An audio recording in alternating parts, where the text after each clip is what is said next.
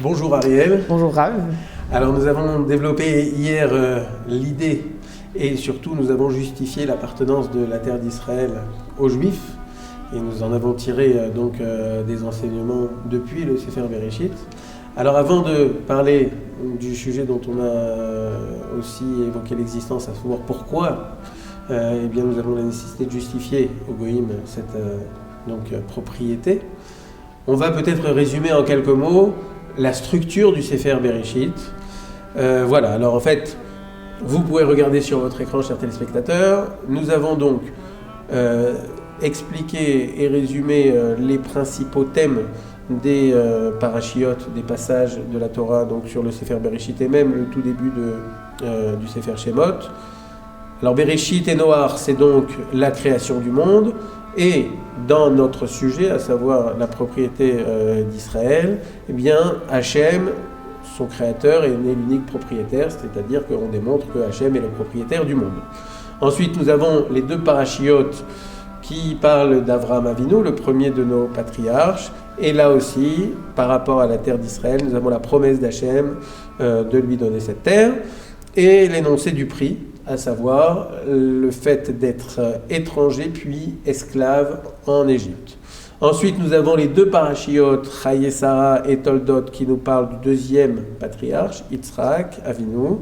Et là, on voit qu'il est le seul héritier d'Abraham et donc il obtient la propriété de la terre qui a été promise à son père.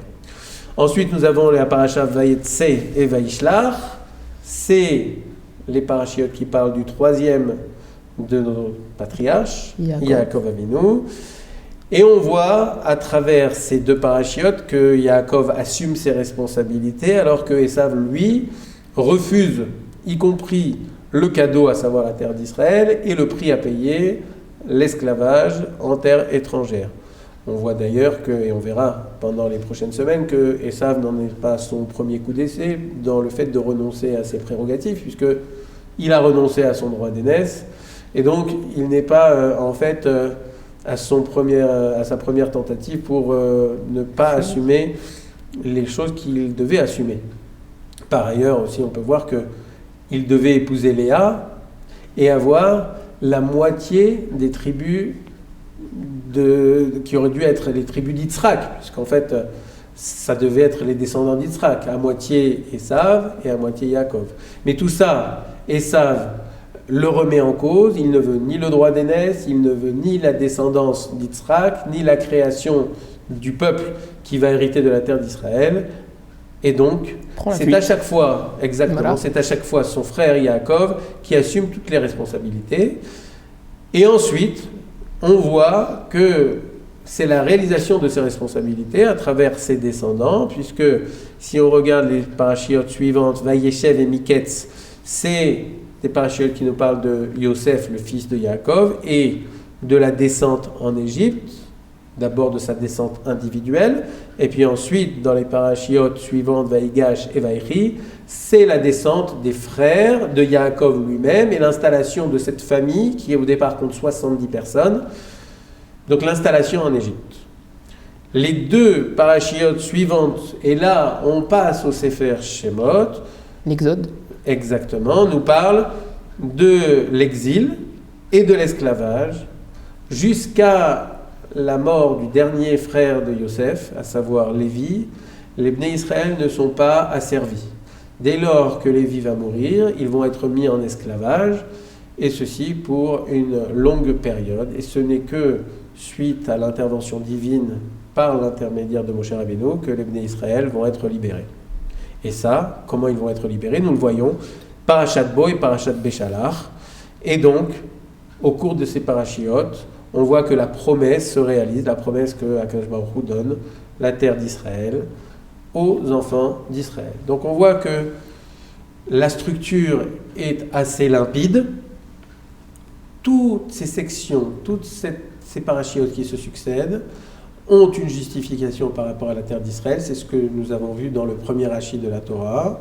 Et encore une fois, il ne s'agit pas que de cela, puisque nous allons apprendre une multitude de choses, mais c'était quand même intéressant de montrer que s'il y a une seule justification à toutes ces parachiotes, eh bien cette justification est tout à fait structurée dans le Chumash. D'accord, maintenant la question que je me suis posée, c'est pourquoi est-ce qu'on a besoin d'une justification en fait?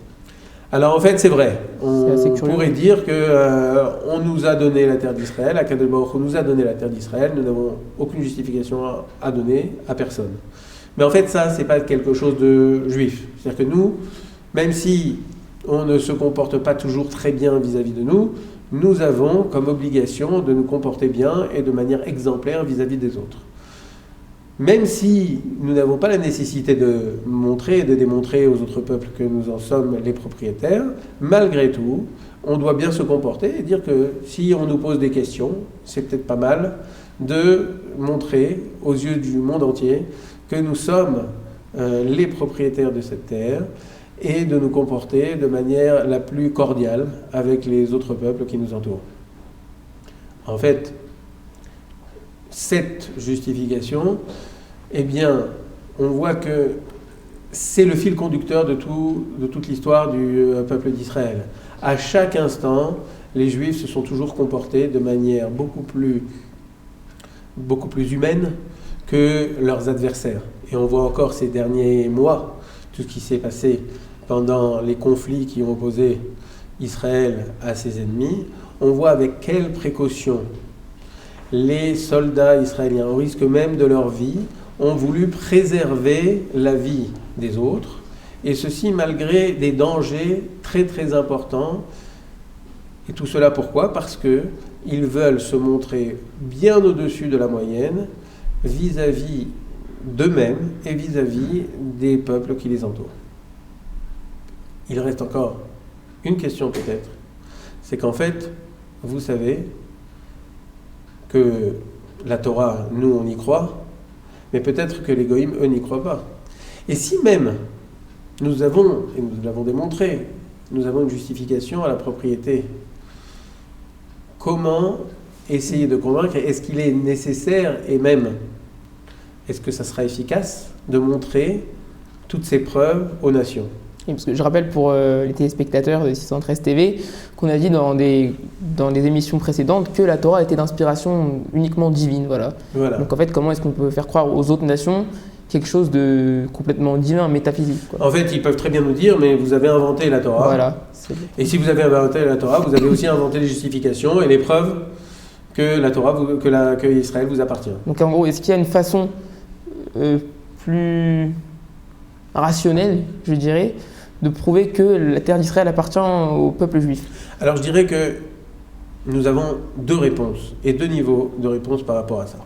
Premier niveau de réponse, nous avons l'obligation d'agir, mais pas l'obligation de résultat. C'est-à-dire que nous pouvons dire aux nations, voilà, nous avons la preuve comme quoi la terre d'Israël nous appartient. Et ces preuves-là, elles sont inscrites dans la Torah, et vous pouvez les voir, les consulter, cette Torah qui est une Torah multimillénaire qui nous a été donnée par Dieu et qui n'a jamais été remise en cause. Qu'ils le croient ou qu'ils ne le croient pas, c'est ensuite leur problème. Mais nous, au moins, on leur a donné la preuve à ce que nous revendiquons. Au-delà de ça, nous avons d'autres justifications à apporter toutes ces preuves. C'est que nous avons un certain nombre de nos coreligionnaires, des Juifs qui sont influencés par les idées des nations et les idées qui sont véhiculées. On parlait un peu d'assimilation. Non seulement les gens assimilés, mais les gens qui sont peut-être impliqués dans le combat politique, parfois contre leur propre combat eux-mêmes, c'est-à-dire leurs propres frères, et parfois même contre leur propre terre. Autrement dit, il a toujours existé, et il en existe encore aujourd'hui, des gens qui font partie du peuple juif, et qui malgré tout sont contre l'établissement de la terre d'Israël, sont contre les droits que nous revendiquons sur cette terre. Eh bien la Torah, elle, est aussi là pour s'adresser à ces gens-là et leur dire peut-être qu'il faudrait, avant de dire à l'ensemble du monde que cette terre n'appartient pas aux Juifs, il faudrait peut-être regarder. Tu as reçu un héritage de tes ancêtres, de tes arrière-grands-parents, de tes grands-parents, de tes parents. Autrement dit, tu as reçu le fait que tu es juif. Religieux, pas religieux, là n'est pas le problème. Quoi qu'il en soit, tu as reçu une transmission, qui dit que cette terre appartient à ton peuple. Et toi, aujourd'hui, tu renies ce droit et tu le remets en cause. Alors la Torah te dit, avant de remettre en cause ce droit, regarde, essaye d'ouvrir un chumash, parce que ce chumash-là, encore une fois, tes ancêtres, tes grands-parents, tes parents l'ont tenu en main, ils étaient à la synagogue, peut-être que toi tu n'y vas pas forcément toutes les semaines, peut-être que tu n'y vas pas du tout, peut-être que tu n'y crois même pas. Mais au nom de toute cette transmission qui s'est faite depuis tant de générations, il serait peut-être utile que tu t'y penches, et si tu t'y penches, peut-être que tu changeras d'avis. C'est en tout cas ce qu'on invite à faire toutes les personnes qui ne sont pas forcément d'accord avec le fait que la terre d'Israël appartienne aux Juifs. Et je pense qu'avec cette conclusion, on a terminé tout le développement qu'on a fait sur ce premier Rashi. Ça montre qu'un commentaire de Rashi, le premier de la Torah, mais c'est valable pour tous les commentaires qu'il a fait dans la Torah et au-delà de ça, dans tous les livres saints, et bien ça montre que la force d'un commentaire de Rashi est infinie. Un Rashi nous a permis, et encore, on aurait pu en parler beaucoup plus longtemps, mais il nous a permis de faire 2 émissions avec vous, chers téléspectateurs. Merci Rashi. À partir de demain, nous allons rentrer dans le vif du sujet, à savoir la Parashat HaShavua. Et quand on parle de Parashat HaShavua, on parle beaucoup d'eau puisqu'il s'agit de Noach et du déluge. À demain.